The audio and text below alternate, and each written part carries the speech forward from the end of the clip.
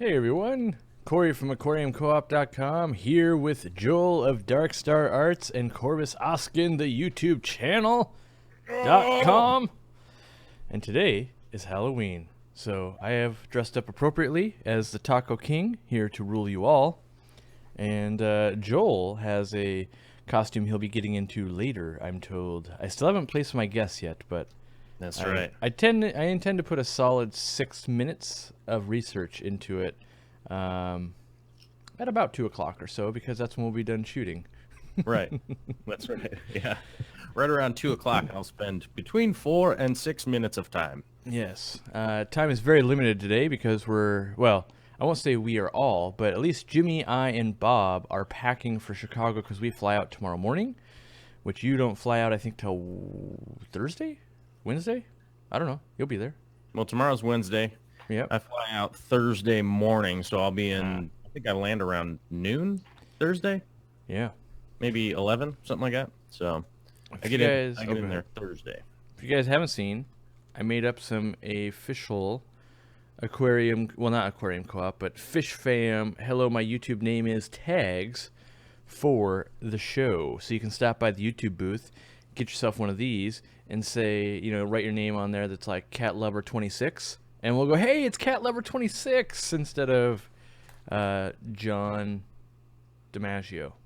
We'll know who you are. So yeah, we might not. Yeah, that's the ongoing conundrum is like I don't know how to identify people from their regular name. Yeah. It's like, hey, I'm Steve, and you're like, who's a Steve? So what we're gonna do today, we want to hear some topics you guys want to hear about today, and then me or Joel will grab one, not at random, but one out of the chat, and we will talk on that to demonstrate our on-the-fly ability, because we've been crazy busy, let's be honest, and we haven't planned a topic yet, and we had technical difficulties in the time we would normally plan the topic. So what you guys want to be educated about, we will try and chime in on something that we think we could talk about. And then I wanted to show that the army that we have been building is working. So if Jimmy puts up the graphic, we are now number 4 on iTunes podcasts as far as hobbies go. So if you go into hobbies, and there's all the, like actual fishing channels, gun channels, RC racing cars, like every hobby you can think of, we are number 4. And that's because you guys are subscribing on iTunes, and that's bringing on new people. And so what that does is when you guys subscribe on iTunes, it bumps us up in the rank a little bit more. And the higher, like right now, if people were actually like, well, let me look what kind of hobbies there are of podcasts to watch, they would actually see us, and we'll get more organic people. So people that have never seen us on YouTube or Facebook or anything like that, they're like, what is this crazy thing? And you can see here, our content must be halfway decent because our graphic is too small. Our icon. It's the micro graphic. Yeah, I uploaded that like a year ago going, yeah, it's a podcast, I'm not really going to do anything with it, and it's been there ever since, and so we are, we're running a little bit under the weather on terms of that. We could do something much better than that, but it shows that the support you guys have given us has been great so far, so yeah, we'll take it to number 1. My real goal is stay up here for a little bit, get number 1 or something like that, and then leverage some fish company to pay for like a 20-second ad spot and buy equipment to make the podcast better. Like eventually someone will be like, yeah, I'll do that. We can get better mics. Well, my mic's good. We'll get Joel a better mic. We can get some better headphones, stuff like that, and really dial in and start paying for hosting, because as we get more and more episodes and more listeners and stuff, hosting becomes more expensive. So, I want to make sure that we're moving in the right direction on all steps, and not just, like, yeah, we got 1,000 people watching, or, well, actually it's more than that. We have, on average now, we're getting about a couple thousand people downloading each episode. So that's a good clip. Gets you through your Tuesday or your Wednesday or your Monday or whatever day is the real grindy day at the work or at the homes. So. All right, we got $5 from Big Bob. I'll take it, Big Bob. Thank you. No explanation. Just here's $5. Take it. Just here's a tip. Yeah. All right. Here's a tip. All right, let's try to find a topic to, discuss it. Well, we don't have to discuss the whole topic the whole time, but Yeah. there's one. Bitcoin. We could talk about Bitcoin. TDS meters. Dwarf cichlids. We could talk about silver dollars and why they're the best. Let's see. What else we got I here? like that. Let's see. Can sand be used over planted substrate? Okay. I feel like we table that one because we've hitting that one a little bit hard lately, like Oh, yeah. pre-plant in depth. I'm just reading through here, man. Don't harass me. I ain't harassing. I'm just quantifying. When I say big words like quantifying, I look like the smart one of this team.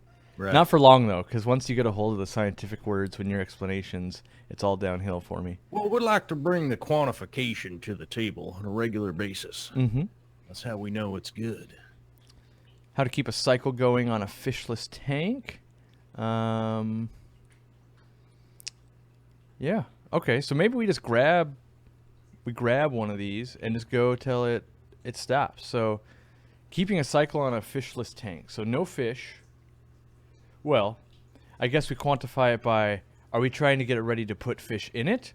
Or are we keeping a cycle for like just a planted tank that'll never have fish? Because in that instance, you technically don't need to cycle it. We'll go under the assumption you want to add fish at some point. Yeah, I would guess maybe that question's probably along the lines of like, well, I took the fish out, I moved them somewhere else, and maybe some new fish are coming in like 3 weeks or a month or something, and those are the ones that are going to go in there. Because I've gotten that question before. It's like, well, I'm not going to have any fish in there for like a month. What do I do to keep my cycle going? Which, that happens. It's like while you're waiting for somebody to come in or somebody to harvest some wild fish or whatever the circumstances may be. I've seen that happen quite a few times, and I've gotten that question quite a bit. The easiest way to maintain your cycle going would just to be actually keep feeding the tank. Yeah. Not, you wouldn't want to put fish food in there to the degree of having a whole bunch of fish. You'd obviously want to dial it down, but if you're adding just a little bit of food, I personally, when I've done it, I've only done it every other day or every third day is when I added a little bit of food, just to keep the cycle going. I didn't necessarily want to do it every single day, but every third day, stuff like that, I would add a little bit of fish food, and it definitely kept the cycle going. Because as that food breaks down, it becomes ammonia and all that, and your nitrifying bacteria is able to pick it up. So if you hear a horrible sound in the background, that's a water change going on the 800 gallon, which just so happens to be conveniently timed for now because we were playing with the power yesterday. So yeah. My apologies for that. That will be corrected for the next episode for sure. But no, I'm not peeing my pants at this point. I swear it's on a timer. It on a is. timer, right? We changed that timer, unplugged unbeknownst that to timer. us. So that's inconvenient. But yeah, I would say if you can have plants in that tank, I would go with that. Like holding the cycle for me, like one, there's having beneficial bacteria, but I rely so heavily on plants that if plants are growing and then I put fish in there and they use fertilizer and fish poo, that's a win for me. If it was like, well, I'm keeping the cycle for silver dollars because they're the best ever, like was already explained earlier by someone, I probably would try like a couple of snails, and I would put food in the tank like you do and just let them eat and process. And yeah, I mean, there's no way, like, there's a certain amount you can do. Like, maybe you can sustain 20 rainbow fish type of thing, like, let's say 3-inch rainbows into a 55. But at some point, you can't, well, I won't say can't, but it becomes difficult to keep enough of a cycle to be like, well, I've got 3 2-foot pacu that I'd like just to drop into this 800 gallon. It's pretty hard to keep that cycle going because the amount of food that would have to be going through there.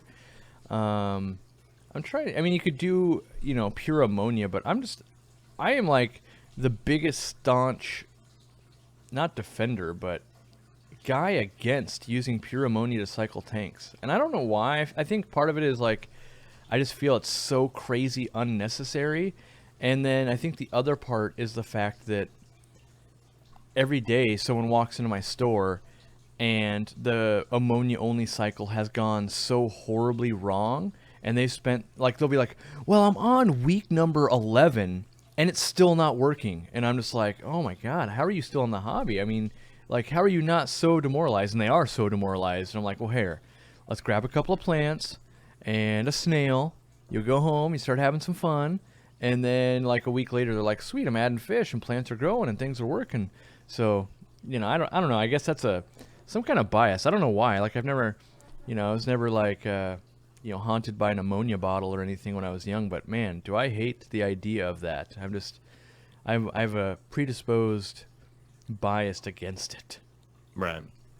So, Now, here's one thing that I was kind of thinking about while you were talking was to keep a cycle going from a tank. One of the easier ways to really accommodate that is if you were trying to keep a cycle going, like let's say within the parameters of what we kind of turned the question into was like maybe you have a couple of tanks and maybe you okay. took all the fish out or something like that.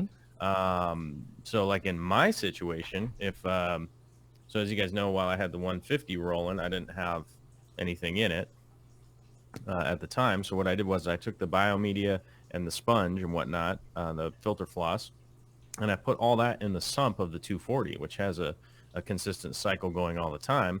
And then when it was time to move stuff over, when it was time to introduce something into it, like 2 days beforehand, I went ahead and took all that biomedia out of the sump of the 240 and brought it over and put it in the 150, and just to kind of kick that cycle going on the 150 just that way. It's an easy way to seed the bacteria and get it going. And you could do that. You could do that in any tank. Somebody asked me a little while ago, like, what would you do if you only had one tank, right? And you only had a hang. So I guess here's the situation. It was a 75-gallon tank, 2 hang-on back filters, and was going to set up another like 100-gallon tank, something a little bit bigger, but Yeah. was going, how do I seed the biomedia for the new tank?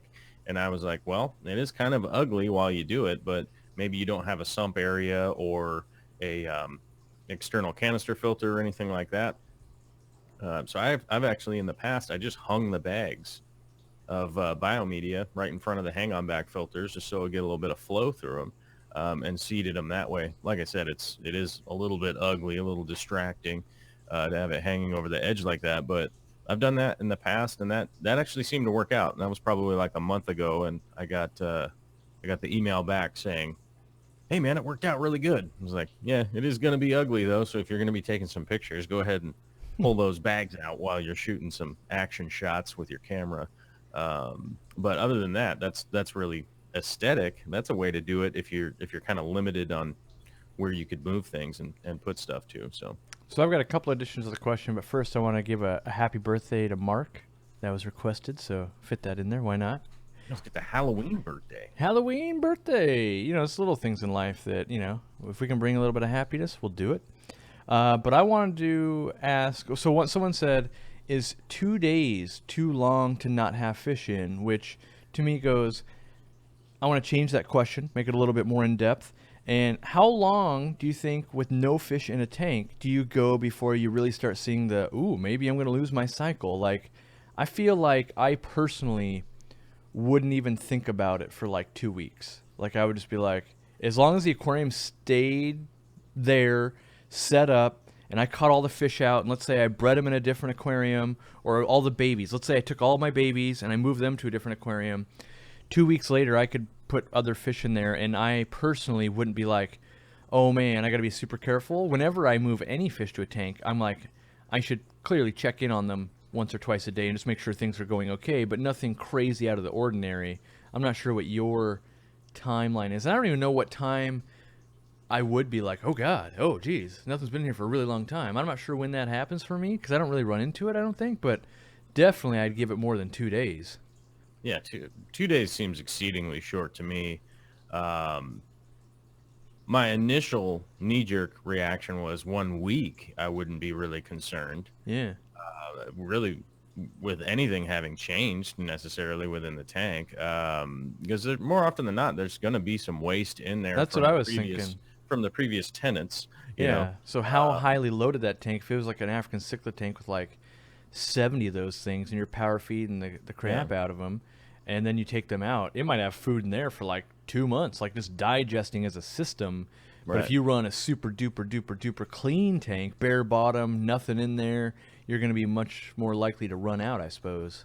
Yeah, I would imagine, but it's also the colony of bacteria that's in there that is doing the positive effect for us. So Yeah. I don't know the rate it dies like, off. Yeah, the bacteria wouldn't die right away. It would just replicate pretty quick, It would just eventually say. I think it'd be a sliding scale, right? Because as some it would bacteria slowly- died, it would create slowly food for other decrease. bacteria.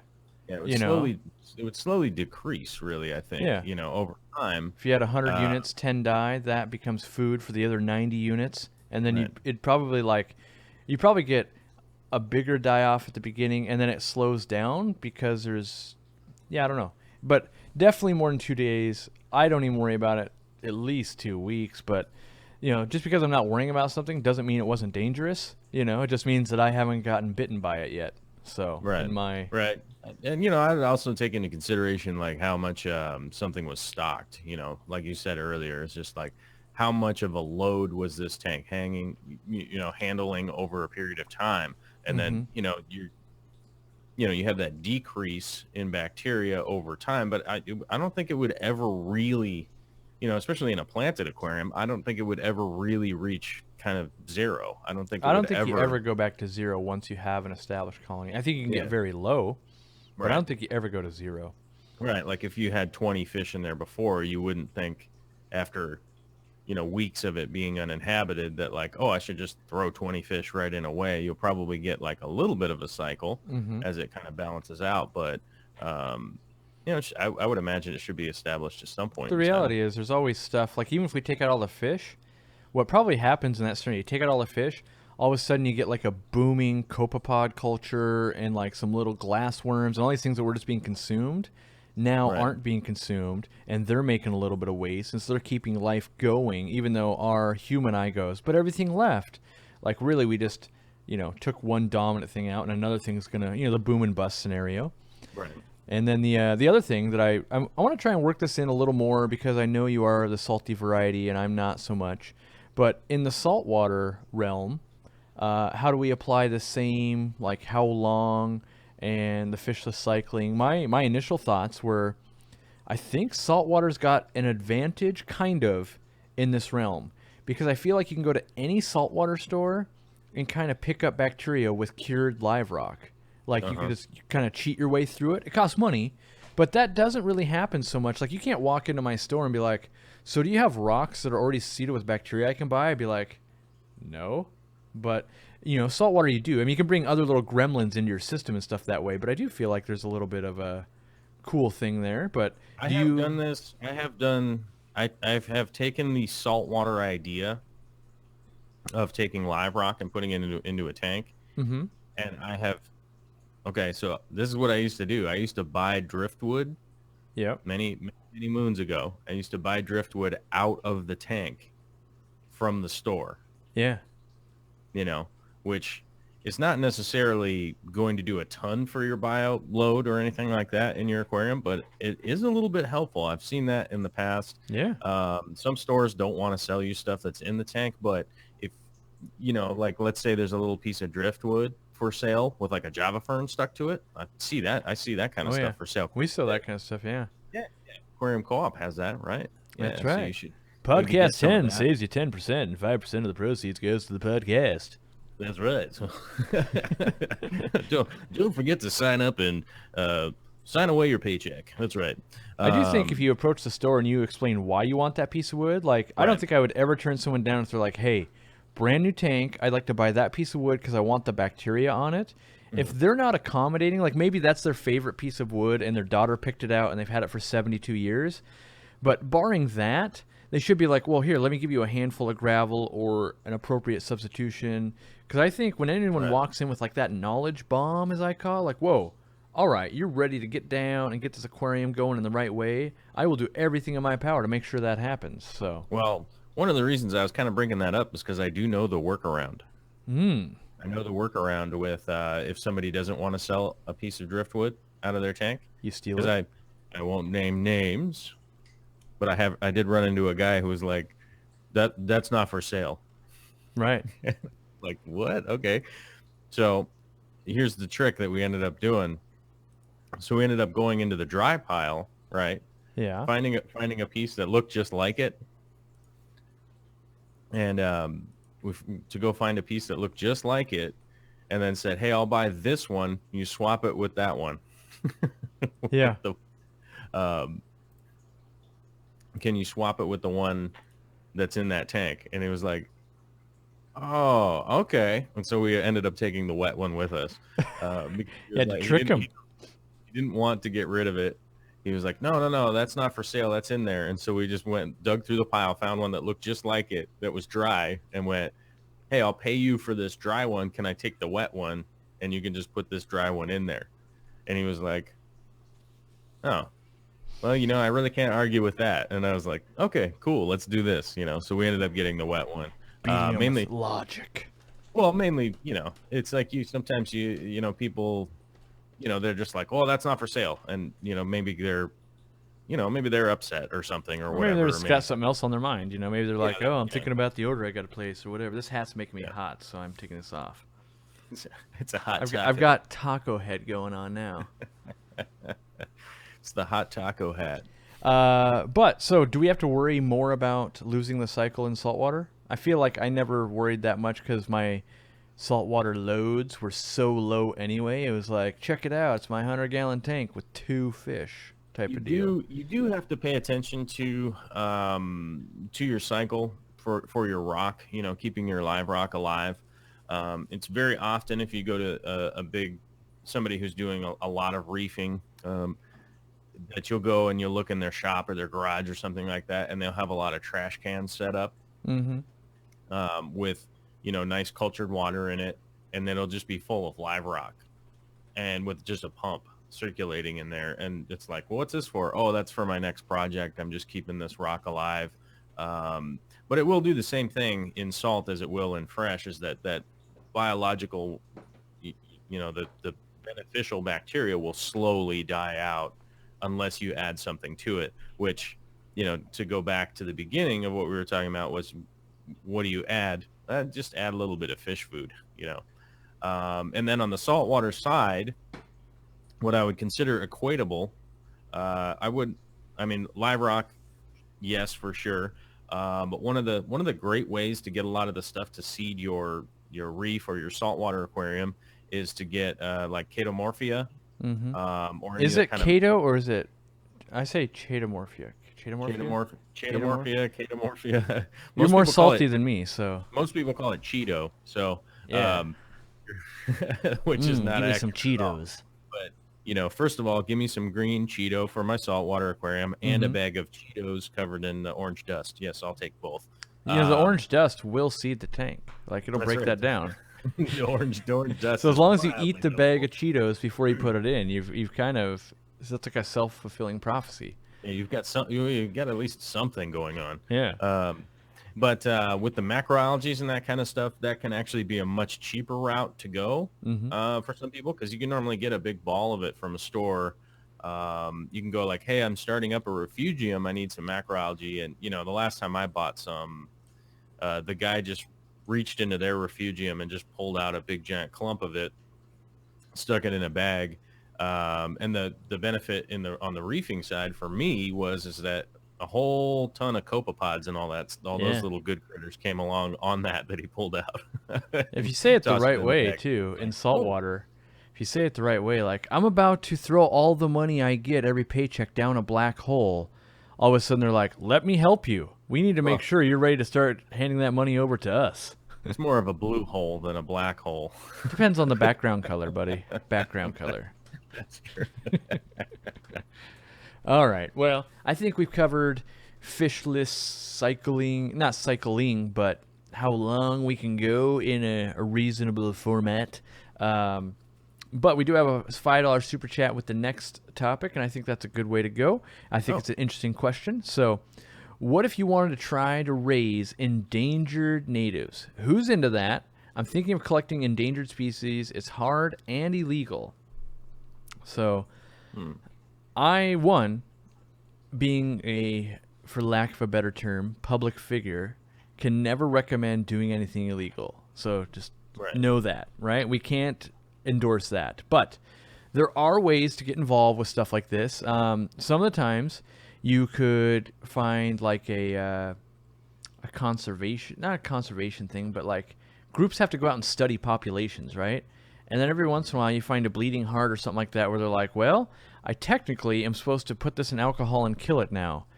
Maybe I leave it behind the building, and like, oh, maybe it's left behind the building. But I have found, and this isn't going to work for everyone, but I have found a 100% legal way I could collect such an illegal fish that I want. So I want the Olympic mud minnow.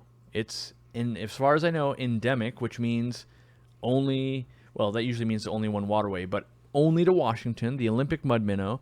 It's kind of a rad little like stickleback looking thing.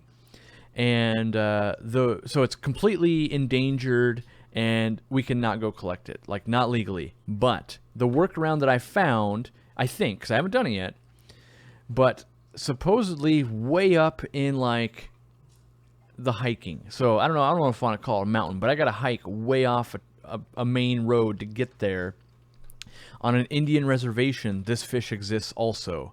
So it's kind of one of those things like, here's Washington land, and then here's reservation land, and then at the tip of the reservation land, it technically like comes over to like where that fish might actually be. You can get a fishing license through the tribe, and that would allow you to go and just get it. And I looked it up, and that is technically a legal way. Now, it could be one of those things you get there and that fish doesn't exist there anymore, but that might be one of those weird workarounds. Like I know it's the same way in Florida. Like if you want to collect stuff, you need a fishing license. Mm-hmm. So it's, but I do think it's cool. I do think it's a worthy project. And what I personally think is it's almost better to keep something that's not native. So like you might be able to come in and get the Olympic mud minnow from Washington, where it's completely illegal for me to do it because I live here. There's a lot of that stuff going on. Like, oh, because you live here, you can't go get it because we're too worried that you'll just overfish it. But that's why we can keep things like darters and shiners and all that kind of stuff from other areas. We can bring them into here. So you might be able to work out something like that too, where it's like, oh, in that state, you guys can't keep that, but I could keep that. And then maybe you can get something from your state to them. And that way it's still all legal. You're still helping propagate an endangered species.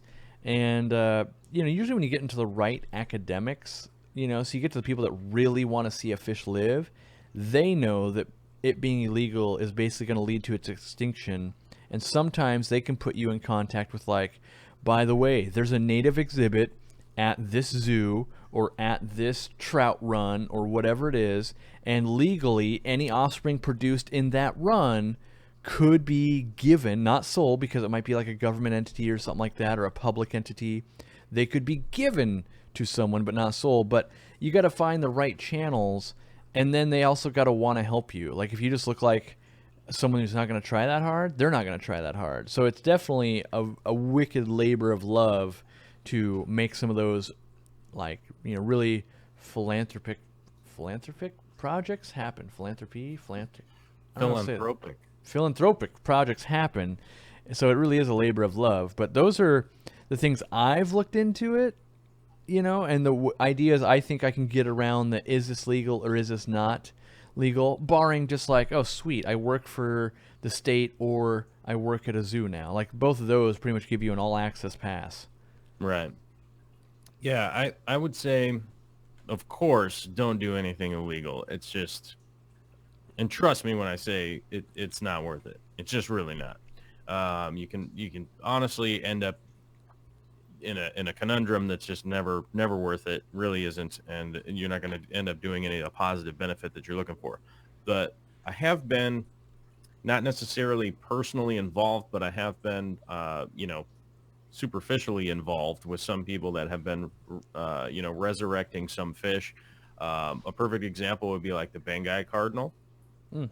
That fish is now almost extinct in the wild, but Is it is from habitat destruction or overfishing? Do we know? it's habitat destruction because Okay. people aren't. Well, if people are fishing them, they would be fishing them for live capture for aquarium sale and Right. stuff like that. Mm-hmm. So not an edible fish. Right. But that one there is a perfect example that a bunch of people started teaming up to start figuring out, okay, well, how can we breed these? Okay, what's going to be the easiest way to start breeding these and start maintaining, start maintaining colonies of these, because it would be terrible to see it go extinct. And then the access point was more often than not if you went to your local aquarium. So like, here in Washington, you could go to the Seattle Aquarium. Down near me, you could go to the Point Defiance Aquarium. You can Mm. make contacts with those guys and go, okay, here's my setup. Here's who I am. Here's what I'm all about. This is what I'm doing, and I'm really interested in trying to get a hold of some of these fish. As you said, you're talking about the Olympic mud minnow, which of course I had to look that up immediately, and Yeah. I already started going like, oh, I know where these guys are, and Nice. I'm like, all right, maybe we could find a way to do it, but there also might be a, like in Washington State, there, as you were saying, there might be a fisheries department that's trying to hatch Mm-hmm. these. We could approach them and go, hey, look, we'd like to get 100 of them or something and try and disperse them to multiple people, right? So Mm-hmm. let's say if we got 100, each person gets 20 fish, and we're all going to try and spawn them within these different locations. And more often than not, you'd be able to do that. And one of the good points that Corey was talking about is that it actually ends up being free, because you're doing all the work basically. And they're going like, well, we have access if you're willing to do the work. And then, on the other end, at some point in time, they might be calling on you to either bring in some of your spawn or some of those kinds of things. So it's more often than not going to be a labor exchange. You know what I mean? Like, you're going to Mm-hmm. do all the work. You're not going to necessarily make money or this or that or the other thing, but so it's going to be a trade-off. Whereas you're going like, I'm willing to put in the time and do all that kind of stuff and try and help bring this species back, from getting close to extinction or at least endangered. But it is never a great idea to just go out with a net and be like, oh, I'm going to ramble out here and capture some of these fish, Yeah, if you do it at essentially. the wrong season and you just like netted Yeah, 20 off of nests and stuff like that. And right. the other thing besides the work, there's a lot of trust that comes into it, because if I just go and collect some, and then let's say I spawn and now I've got 5,000 of these Olympic mud minnows, if they get into the wrong waterways, I'm doing way more damage than I am Right. good. And that's the other thing they want to kind of look at is like, well, yes, we want to save this, but also if I just hand it to you and it goes to your store, and that's why it's illegal for us to collect anything and sell it in a store, because once it makes it back to like, oh, it's in this lake, 300 miles from where it should be, and it's devastating this culture of whatever, that is a problem. So, there's a lot of responsibility that goes on there as well, besides just, propagate it. And then that money thing is, a lot of people donating all their time and they help you get this fish, they see you selling it, that kind of burns an eternal bridge. Usually that's the, I thought we were all doing this for the better of the world, not let me help you make money. Right. Right. That's going to be the big caveat, is that, although at some point in time, not to, not to say that you're going to make money at it or anything like that. There may or may not be an avenue, right? So the Bengai Cardinals, Right. eventually there's enough spawned that they can be resold again in stores. So But you if you're may, the first guy, that yeah, shouldn't be your goal. It and should be like, oh, they're exactly, everywhere. I can't give them away. right. All And if right, let's you're, get them and into the public. yeah, on top of it, if you're the first guy and you're the dude that went out and stomped around in the local streams or whatever and, and netted these illegally, and then here you go, after a whole bunch of work, after a year, now you've got all these fish and you want to relocate them, or maybe what do you what were we talking about yesterday with the what's that called, the adoption fee or whatever, right? So the Oh, yeah, yeah. relocation fee, Yep. where you're going like, hey, look, I'm not trying to make money. I just want to make my operating costs work, you know? Mm-hmm. So like maybe you're selling them for like $5 or something, but you're going like, hey, look, it's keeping my lights on or whatever. Then that could be a possibility or something along those lines, but it won't ever be a possibility if you go about this in the illegal way. And Mm-hmm. I'm not going to name names here, but I know for a fact of 4 people that have gone to jail for doing illegal fishery things. And Hmm. our government in America takes this very seriously.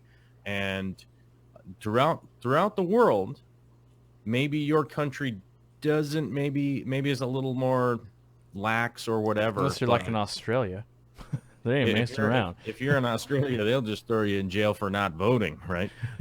So, but just bear in mind that this is a very serious subject in a lot of areas of the world. In America, it is for sure. Canada and Mexico kind of fall in line with what America thinks in regards to this. So, and a lot of other countries are going along the conservation plan in America, because most countries don't have the huge national parks and all that kind of stuff that we do here, but they're sort of following these things. And I feel personally it is better for them to be taking this issue very seriously. And so, but bear in mind, for your own safety and stuff like that, I certainly wouldn't go the illegal route and just be out there, harvesting and stuff in the wild. Mm-hmm.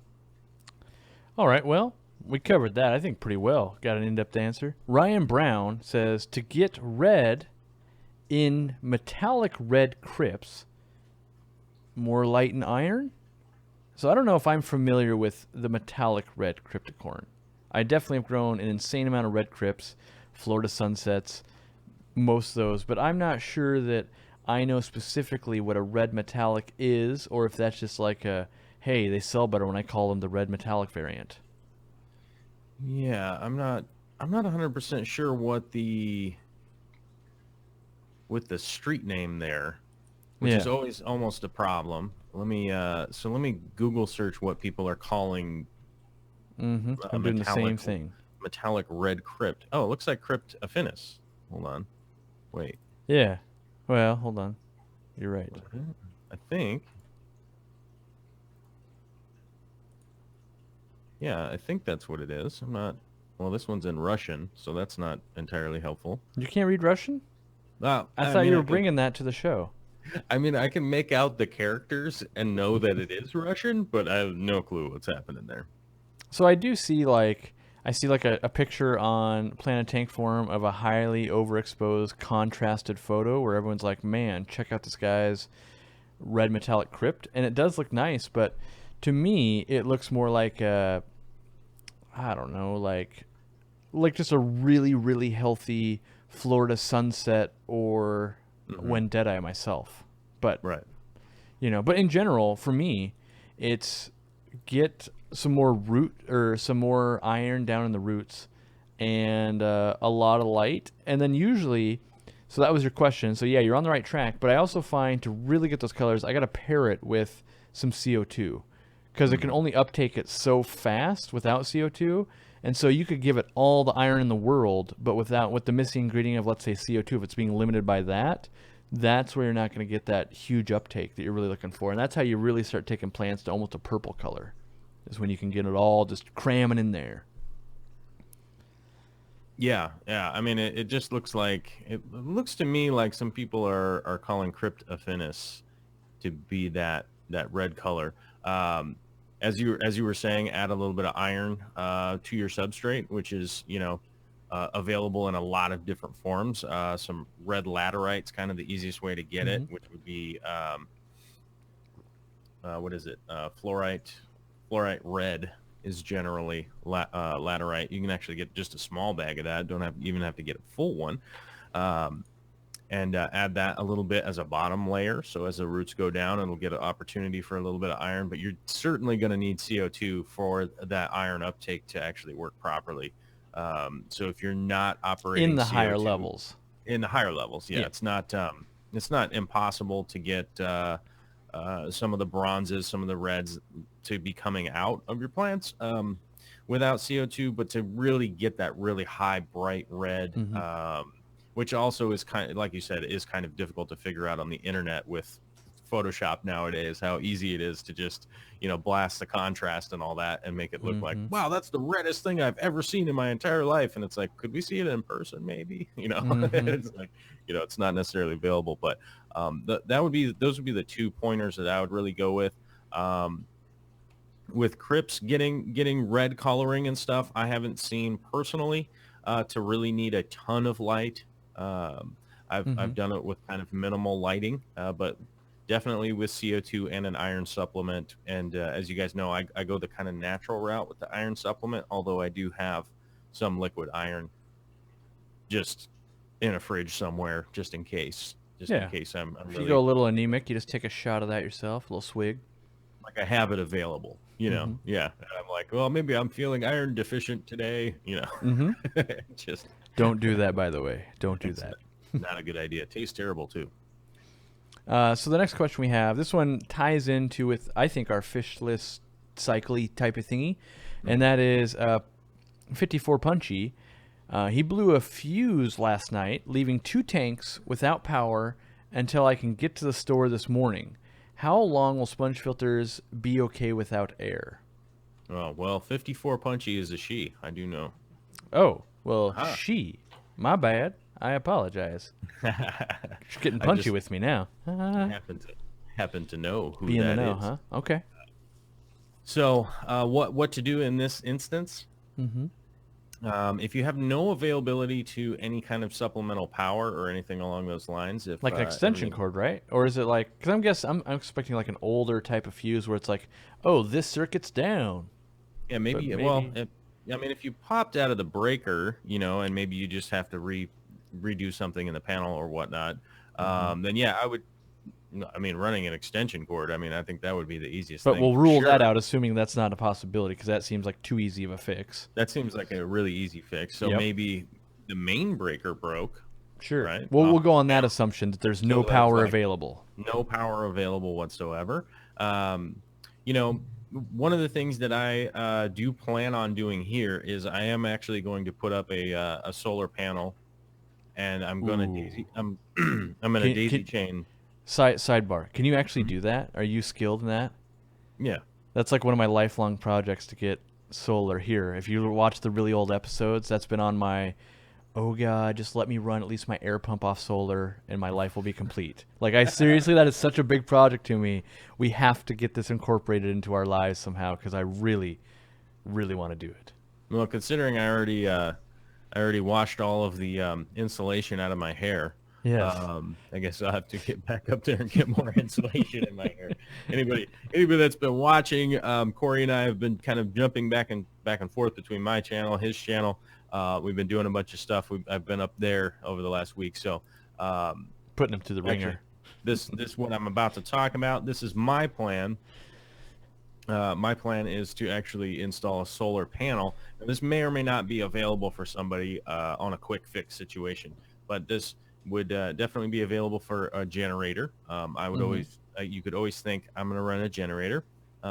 54 Punchy has just posted, I have too many tanks plugged into other outlets to run extension Okay. cord to the next room. So Yep. maybe she currently does have power, just not in that room. So Sure. we'll hop in and answer that in just a second. My current plan for me is to actually run a solar panel off of the roof of my shop, and then I'm going to daisy chain between four. Sorry, I'm trying to think because four on either side, so either 6 batteries or 8 batteries, right? So that'll actually be my power bank that will consistently charge up during the days and then run down during the night. So if that makes much sense. And I'm going to run a lot of my lights and those kinds of things. I'm Mm-hmm. not going to leave it up for my pumps because the last thing I want is just the pumps to turn off in the middle of the night. Right. As I learn the system, see what it's available to do, Mm-hmm. and then I can slowly time everything so that eventually the fish room will just be automated on a solar system throughout the year. That is something that was actually coming up in one of the chats that I'm what's the word? Doing word on I'm your looking show, for. basically, right? Well, one of the chats that a private chat that was Oh, going okay. on because of the hurricane relief. So, Mm. trying to give a little bit of advice for the hurricane relief down in the islands down there. They're going through a lot of power failures and that kind of stuff. And that's also one of the plans that those guys are working on. I would like that up here personally for me. Not only is it a cost savings, it's also to me a little more environmentally friendly That's my because angle too. Yeah. yeah, is that I realistically, if you add it up, I could sit here and crunch the math on how much electricity I'm using. So it's not really going to be a huge savings off the electricity. Maybe only $30 a month or $20 a month or something like that because we don't use a ton of power here. Most everything is gas, so it's not going to save a ton of power off of that, but it also leaves the availability that if the power does go out because of any kind of natural disaster or anything along those lines, then that's really going to be the big deal for me. Is that even if I know if I'm out of town for 5 days or something like that, an automated system would continue running regardless of power or not. Because if the sun goes away, we got bigger problems than trying to operate the fish room. You know what I mean? Mm-hmm. It's like the power grid could turn off at any point in time. You never really know. And I've encountered that in my past. As you guys know, one of my fish rooms, well, not you guys, not everybody, but Corey knows, we were talking about this, was that one of my fish rooms froze while I was out of town. The warehouse, Brutal. the warehouse where I was renting space didn't really care that the power was out on the building. For like apparently 4 days while I was gone. The maintenance people there didn't care to even go check and see what's going on with the building. They just didn't seem to care. So the power had been out and came home to frozen tanks, which was pretty bad.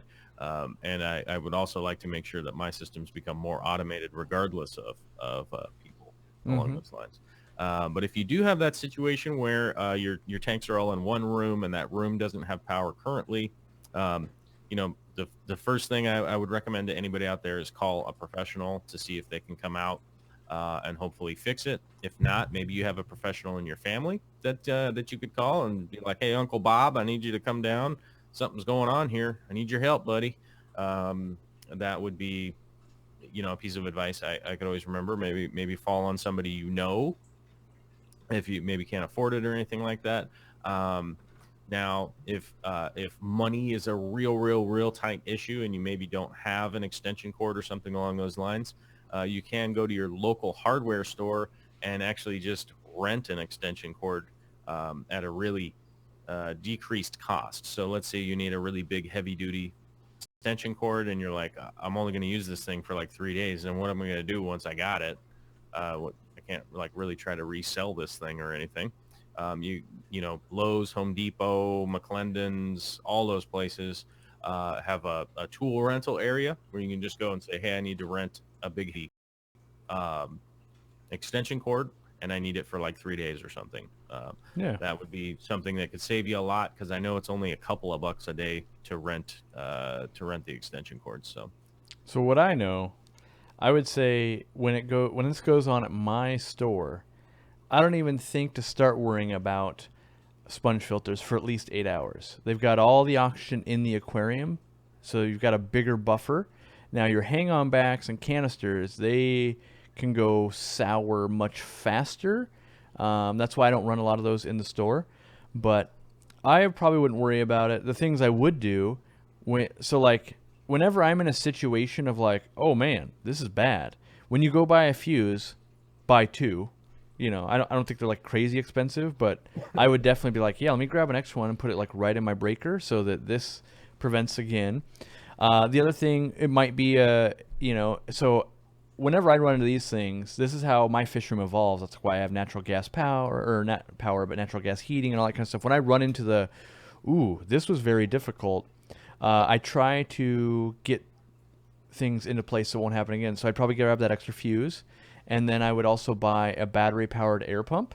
If you had one of those and the power was out, you could cycle in between all of your aquariums. You say you have many, and even if it was like, let's say you had 20 aquariums and you just rotated every 15 minutes, that would limp you along for a very, very, very long time off of one kind of $20 battery / pump investment. And so I would look at it like that. Like, so for today, it went out last night, so if the fish were in distress, you've got power in the rest of your house, I would do probably a water change if they're in distress, with the logic being probably your tap water has more oxygen than your aquarium. If they're not in distress, I would not worry about it. The thing you're going to see is they're going to come up to the top and they'll start gasping.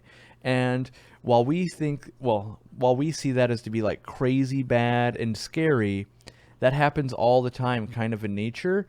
And you don't want to do it for prolonged periods of time. We're not looking to neglect animals or anything like that, but it's definitely like, if I saw that, I'd be like, okay, I'm going to change 10 or 20% of the water, get a little bit more oxygen in here, and then sweet, the store opened, I'm driving there, I'm getting my supplies, I'm driving back, and we'll get that taken care of.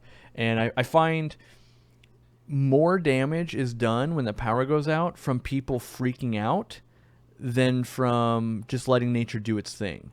Like, I've watched people like, well, I need to change water, so I'm going to boil water on the barbecue. I'm going to pour it in, and then they pour in liquid boiling water that essentially kills plants and bacteria and anything in its path while it's trying to mix up. So, there's all these things that we're trying to do a better thing, and in a roundabout way, we don't fully think it through because we're in an emotional, stressful state. And then, 2 days later, you're going, oh, yeah, that would have been much better to mix that water outside, get it to temperature, dump it in, do these logical things. But meanwhile, you might be halfway in the dark anyway, and you're fumbling around, you're trying to do things. And so, yeah, but we are pretty much in the lightning round time, as it's almost been an hour, and we've got a couple more comments to hit on and a couple more super chatters. So Aaron Mock says, thanks for the super in-depth answers. Hey, that's what we're trying to do here. This is not actually as in-depth. Normally you do a whole hour on one subject, so I think we're hitting a bunch of topics, which is good. Mm-hmm. I know we've got a couple other ones, so we're going to try and hit them as not as quickly as possible, but try to cover them in a short format. So we actually get the other one was, any suggestions for algae control in puffer tanks? You got 2 tanks, one with a Faka puffer and one with a bunch of pea puffers. Love the podcast and happy Halloween. So I'm going to go because I'm the puffer nerd here, right? I keep a lot of puffers. The best investment I ever made, and let me preface this by, I have no stock in the company. I have always paid full price for their product, which I've only bought one of. So know that this is purely from a hobbyist going, finally, this has done what I needed to do. The best thing I ever did for my puffer tanks is I bought a $250 magnet. I'm letting that sink in there because I realize how crazy I sound. But Mighty Magnets is, for lack of a better term, I feel like kind of a mom and pop type of business, kind of like I am, so we're not giant, we're small, we're just trying to do one thing like really good. And they've made a whole business out of making magnets for aquariums. Now, they have way more options than you've ever seen, all types of different scraping pads and different magnet sizes and thicknesses and adapters. So I bought the $250 one, does this super thick 800-gallon aquarium. But they also make little plates I can use so I can do my much smaller tanks. And that was my biggest thing. So I've got the same problem as you. In a puffer tank, puffers eat snails, right? And snails, I get green spot algae on here, and the only thing it eats is like a nerite snail. But the Mighty Magnet will get it. Now, you're probably going, well, yeah, but I could just buy like a mag float or something like that, and it's a lot cheaper. Yes, but it does not get green spot algae and all that. And anyone who has this problem knows exactly what I'm talking about. You're going, I bought a $40 magnet. It's not doing anything. If you buy this extra strength magnet that's been calibrated for the thickness you're going to use it. That's the thing, is like when you buy the mag float, it says like good for a 125-gallon tank. It says nothing about the thickness of the glass or the acrylic, and all of these magnets are calibrated to be the correct strength for that thickness of material with these level of abrasive pads so that you can use them with confidence. And I know that sounds crazy, but obviously, if your Falcon puffer will allow it, you could do some bristle nose or anything like that. But let's say you got just guys that won't do it, or you have a type of algae that isn't going to be eaten. That's the way. And not all of them are $250. I think the cheapest one might be like $120 if you got a pretty small tank. But if you have a really small tank, I find like a razor blade or just some elbow grease. It's when you get to multiple tanks or big tanks where you're like, geez, yeah, something to make this easier would be nice. So that's what I got, and it's, that's one of the in the last like 2 or 3 years, that's the product that surprised me the most. I was just ready to be disappointed with that big investment, but I'd run out of options, and this tank was looking worse and worse. So, all right, this one. It was Go either ahead. get the big magnet or not. Yeah. Yeah, it was pretty much grab a giant magnet, because I can't reach the bottom of this thing. It's 40 inches tall. So even with elbow grease, which me and Jimmy both worked on it, and it's like one of those like, yep, time to scrub algae. Like, yeah, let's do that for 2 hours. Like it's your arm gets tired, and you end up like scraping up your arm on the acrylic, and it's not good. And in no way is it good. So here's a Corvus question, or a Joel question. $5 super chat from Flashcan. Planted 180 gallon. So this is right up your alley. This is what you do. Big planted tanks. 75 gallon sump. So we're like describing almost one of your systems here. It's got lots of media and wisteria down in that sump. There's 8 Ultim Angels, 200 Silvertip Tetras, which is awesome, by the way. 35 Stir-by-Cories, 3 Farlawalla Cats. Is the stocking good, and is 200 Silvertips enough or too much? That type of thing. So now you got the scenario. What are your thoughts? Okay. Well, first off, we got to take into account that the Ultims are going to use up a lot of your water quality. They are kind of aggressive. The Farlawallas aren't super aggressive, but they are kind of messy. They will use up a fair bit of your space. They do make the poops. The stair-bys will maybe help with some of that, but you will be encouraged to try and feed them, whereas you'll have the Silvertip Tetras and the Ultims and the Farlawalla competing for them.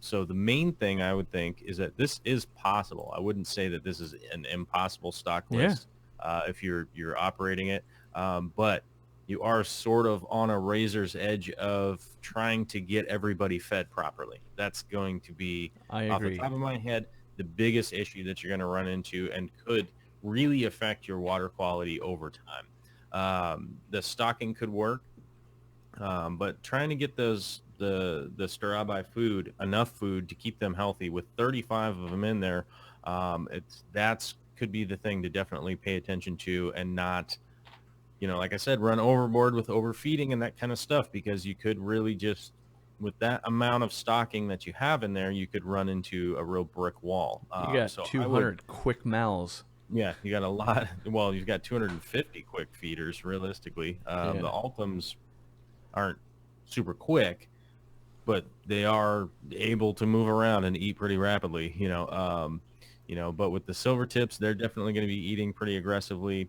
The Farlawallas are kind of passive, but they are messy kind of fish. So, but I just think with that stocking, you just really could encounter just from overfeeding, from trying to get everybody fed, and run into real water problems that way. I think the first thing I would think about would be to maybe automate the water change, at least to a certain degree, like maybe a drip system or something like that maybe you don't have to do the fill and flush and worry about that too much. Maybe you could do a drip system that is cycling this water and keeping it a lot safer.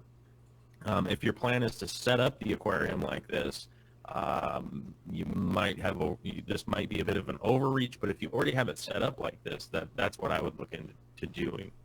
Would be to automate the water changes a little bit, possibly.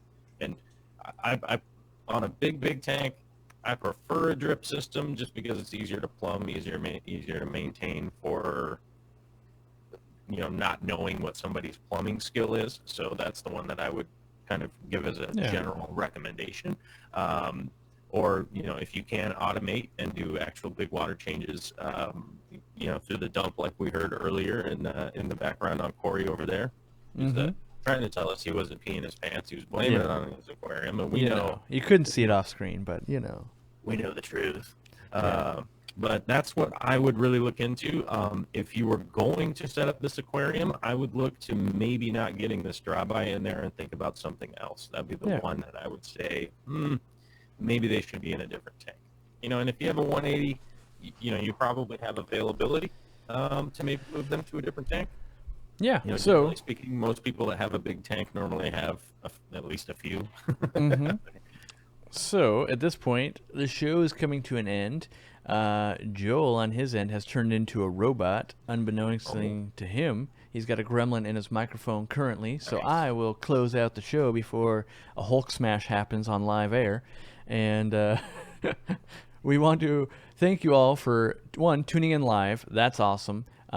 Make sure you go subscribe to the podcast. There are episodes. We're going to film another episode once we beat the gremlin out of that microphone. We will film another episode right after this, and it gets released on Sundays on the podcast. So if you enjoyed something like this, realize you're missing out on all these topics that we don't do live. We do it in the comfort of our own presence, where we can laugh and then cut out the laughs because we laugh for 26 minutes straight. And we would appreciate it if you support us through possibly buying something at aquariumcoop.com using the podcast 10 link or code. We have Patreon accounts. Joel just reached over 100 yesterday, which is super cool. You can support us both through that. Kick us $1. If everyone who listened kicked us $1, the show would be fully funded and we could really make some magic happen. Not that you have to, but it does help. And so happy Halloween. For those of you that will be in Chicago, we will be there, and we hope to see you. Come get a badge and stop by the booth, say hello, introduce yourself. And we would like to get just like honest feedback of like, no, I like the Joel when he's in the robot voice, and then we'll just, we'll use his MIDI keyboard to make sure he's always a robot, and we'll go from there. Each day we try to make it better. We're already up to number 4 on the hobby thing of iTunes. Hopefully we can hit number 1, and then I can screenshot that, put it on the wall, and just go, look at that, we did it for a day, and live my life just based on that one day in the spotlight. So thank you, everyone. And here, how about everyone we'll go and hang out tonight and Joel's live stream, because it's at 4 p.m. Pacific time, and you will be in costume. Is that correct? Will you be in costume for that stream? Likely Robot costume, he says. 95%. All right. I have to talk to Vicky about that. All right. Fair enough. Yeah, has not been confirmed with a significant other. So thank you guys so much. And, leave us comments on the Patreon. That's where our preferred thing. If you have good topic ideas, put it on the Patreon, because it's a much easier list for us to find. And right below me here are the links to our Patreons. And you don't have to subscribe and give us money. You could just go there and be like, hey, I think a rad topic would be this. And we will get to things we think are rad as we see them on the rad list. So I think to clarify, I think you have to have a Patreon. You do have to have a Patreon account, but you don't have to give us money, I believe. I think. Like, at least on mine, you don't have to give me money. You could just tell me I'm smelly. Like that, you can do that. You don't have to pay to do that. But, most times once you have the account, you're like, hey, what's $1, right? That's a candy bar I'm going to skip at work today, and that gets me a podcast for the next 10 years of my life. So, all right, guys, closing it out. Thank you so much. Dress up as something silly. Grab yourself a taco hat, and, we'll see you next Tuesday.